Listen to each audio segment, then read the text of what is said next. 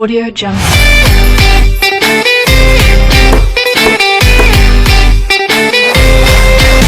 Audio Jungle.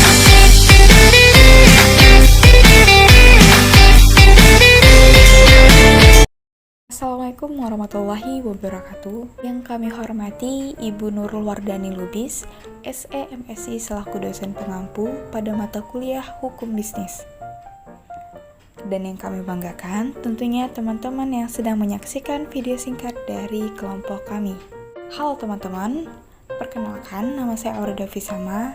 Saya selaku moderator dari kelompok 5. Sebelum kami memulai pemaparan singkat pada video kali ini, kami akan memperkenalkan anggota kelompok 5 terlebih dahulu, yang terdiri dari 4 anggota.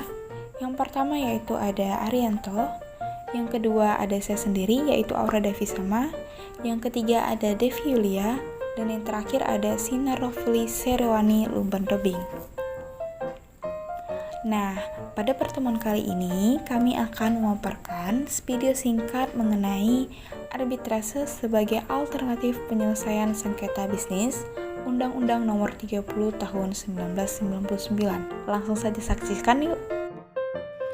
Baik, di sini saya akan membacakan tentang definisi arbitrase.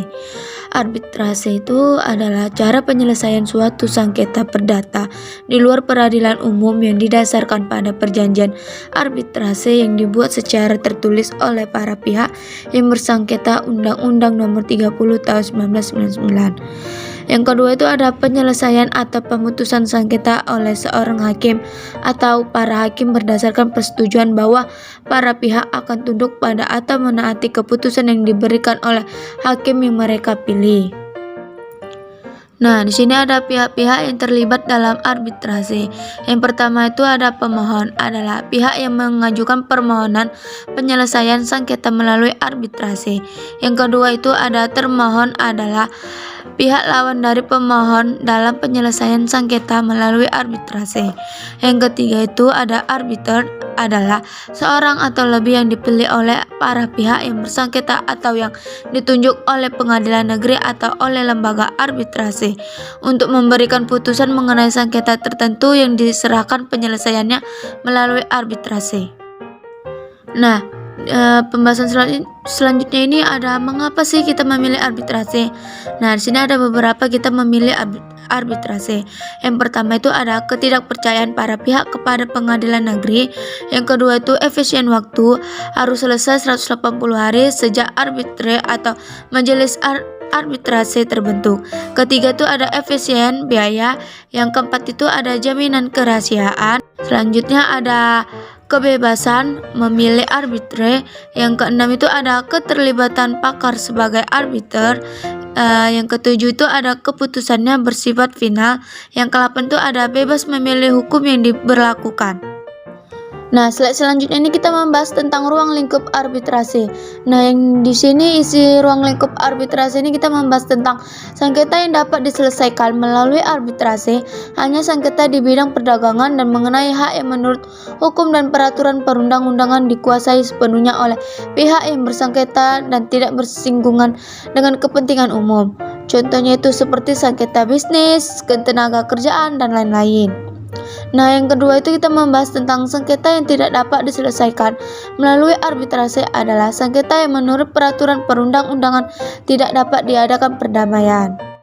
Nah, lalu apa sih lembaga arbitrase itu sendiri? Lembaga arbitrase ialah badan yang dipilih oleh para pihak yang bersengketa untuk memberikan putusan mengenai sengketa tertentu. Lembaga tersebut juga dapat memberikan pendapat yang mengikat mengenai suatu hubungan hukum tertentu dalam hal belum timbul sengketa. Selain itu, terdapat 2 jenis lembaga arbitrase, yang dimana terdiri dari lembaga arbitrase ad hoc dan juga lembaga arbitrase institusional. Apa sih 2 lembaga itu? Nah, lembaga arbitrase ad hoc merupakan lembaga yang dibentuk khusus untuk menyelesaikan perselisihan tertentu sehingga bersifat insidentil.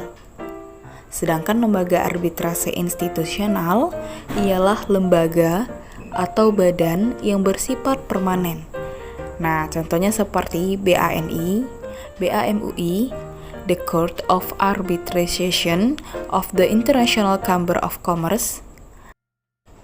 Lalu, bagaimana sih syarat menjadi seorang arbiter?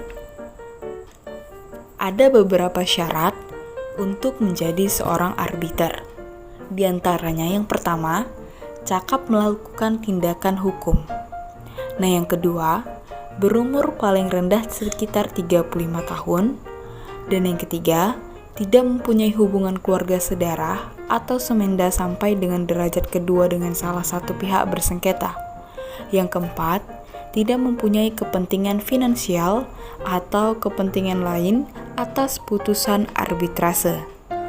Yang kelima, memiliki pengalaman serta menguasai secara aktif di bidangnya paling sedikit 15 tahun.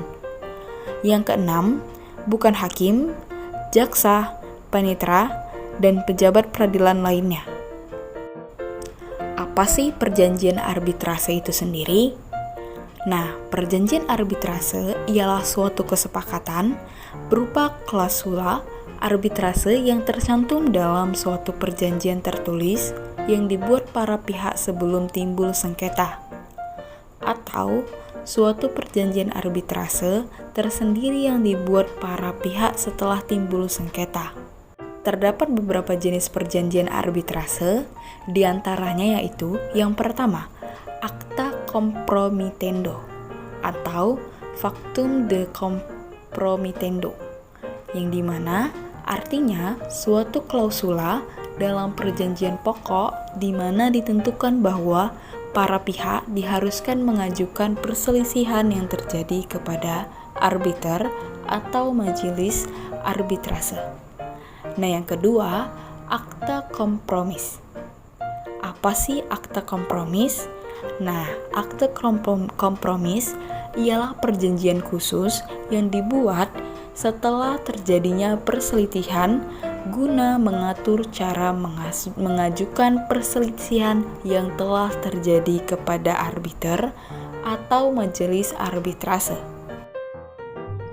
Yang selanjutnya itu ada pengajuan arbitrase, yaitu yang pertama, bila terjadi perselisihan, pemohon harus memberitahukan dengan surat tercatat, telegram, telex, faksimili, email, atau dengan buku ekspedisi kepada termohon bahwa syarat arbitrase yang diadakan oleh pemohon atau termohon berlaku. Surat pemberitahuan tersebut harus memuat yang pertama, nama dan alamat para pihak, yang kedua, penunjuk kepada klausula atau perjanjian arbitrase yang berlaku, ketiga, perjanjian atau masalah yang menjadi sengketa, keempat, dasar tuntutan dan jumlah yang dituntut apabila ada, yang kelima, cara penyelesaian yang dikehendaki, dan yang keenam, perjanjian yang diadakan oleh para pihak tentang jumlah arbiter atau apabila tidak pernah diadakan perjanjian semacam itu, pemohon dapat mengajukan usul tentang jumlah arbiter yang dikehendaki dalam jumlah ganjil. Pengajuan arbitrase yang kedua, pemohon mengajukan surat tuntutan kepada arbiter yang memuat yang pertama, nama lengkap dan tempat tinggal atau tempat kedudukan para pihak. Yang kedua, uraian singkat tentang sengketa disertai dengan lampiran bukti-bukti. Dan yang ketiga, isi tuntutan yang jelas atau dapat dilihat pada pasal 38 Undang-Undang Nomor 30 Tahun 1999. Pengajuan arbitrase yang ketiga, arbiter akan menyampaikan satu salinan tuntutan tersebut kepada termohon dengan disertai perintah bahwa termohon harus menanggapi dan memberikan jawabannya secara tertulis dalam waktu paling lama 14 hari sejak diterimanya salinan tuntutan tersebut oleh termohon, atau dapat dilihat pada pasal 39 Undang-Undang Nomor 30 Tahun 1999. Putusan arbitrase yaitu dalam nasional dan internasional. Yang dalam nasional, acuannya yang pertama dikeluarkan dalam wilayah Republik Indonesia, yang kedua menggunakan hukum dan peraturan Republik Indonesia. Sedangkan dalam internasional merupakan putusan yang dibuat di suatu negara yang pengakuan dan pelaksanaannya di luar negara tersebut. Pelaksanaan putusan arbitrase nasional yaitu eksekutor pengadilan negeri, di mana tahapan eksekusinya Yang pertama, pendaftaran putusan arbitrase atau arbiter kuasanya kepada pengadilan negeri dalam wilayah keputusan tersebut dikeluarkan. Pendaftaran harus dilakukan selambat-lambatnya 30 hari sejak putusan dikeluarkan. Yang kedua, permohonan eksekusi pada ketua pengadilan. Pelaksanaan putusan arbitrase internasional, yaitu eksekutor di Pengadilan Negeri Jakarta Pusat, di mana tahapan eksekusinya yaitu yang pertama pendaftaran putusan arbitrase, arbiter atau kuasanya kepada pengadilan negeri dalam wilayah keputusan tersebut dikeluarkan. Pendaftaran harus dilakukan selambat-lambatnya 30 hari sejak putusan dikeluarkan. Yang kedua, permohonan eksekusi kepada Ketua Pengadilan Negeri Jakarta Pusat. Adapun beberapa syarat-syarat pengakuan putusan arbitrase internasional. Di antaranya yaitu A. Putusan arbitrase internasional dijatuhkan oleh arbiter atau majelis arbitrase di suatu negara yang dengan negara Indonesia terikat pada perjanjian, baik itu secara bilateral maupun multilateral, mengenai pengakuan dan pelaksanaan putusan arbitrase internasional. Nah, yang B, putusan arbitrase internasional sebagaimana dimaksud dalam huruf A terbatas pada putusan yang menurut ketentuan hukum Indonesia termasuk dalam ruang lingkup hukum perdagangan. Nah, yang ke C, putusan arbitrase internasional sebagaimana dimaksud dalam huruf A hanya dapat dilaksanakan di Indonesia terbatas pada putusan yang tidak bertentangan dengan ketertiban umum. Yang D, putusan arbitrase internasional dapat dilaksanakan di Indonesia setelah memperoleh eksekutor dari Ketua Pengadilan Negeri Jakarta Pusat. Nah, yang D, maksudnya yang E, putusan arbitrase internasional sebagaimana dimaksud dalam huruf A yang menyangkut negara Republik Indonesia sebagai salah satu pihak dalam sengketa, hanya dapat dilaksanakan setelah memperoleh eksekutor dari Mahkamah Agung Republik Indonesia yang selanjutnya dilimpahkan kepada Pengadilan Negeri Jakarta Pusat. Adapun biaya arbitrasi, yaitu arbiter menentukan biaya arbitrase yang meliputi di antaranya yang pertama, honorarium arbiter, yang kedua, biaya perjalanan dan biaya lainnya yang dikeluarkan oleh arbiter, dan yang ketiga, biaya sanksi dan atau sanksi ahli yang diperlukan dalam pemeriksaan sengketa. Yang keempat, biaya administrasi. Selain itu, adapun biaya arbiter dibebankan kepada pihak yang kalah kecuali jika tuntutan hanya dikabulkan sebagian, maka biaya arbitrase dibebankan kepada para pihak secara seimbang. Nah, sudah selesaikan dan pahamkan dengan pemaparan dari kelompok kami mengenai arbitrase sebagai alternatif penyelesaian sengketa bisnis Undang-Undang Nomor 30 Tahun 1999. Terima kasih sudah menonton dan menyaksikan video kami. Sampai jumpa di video-video selanjutnya. Bye-bye.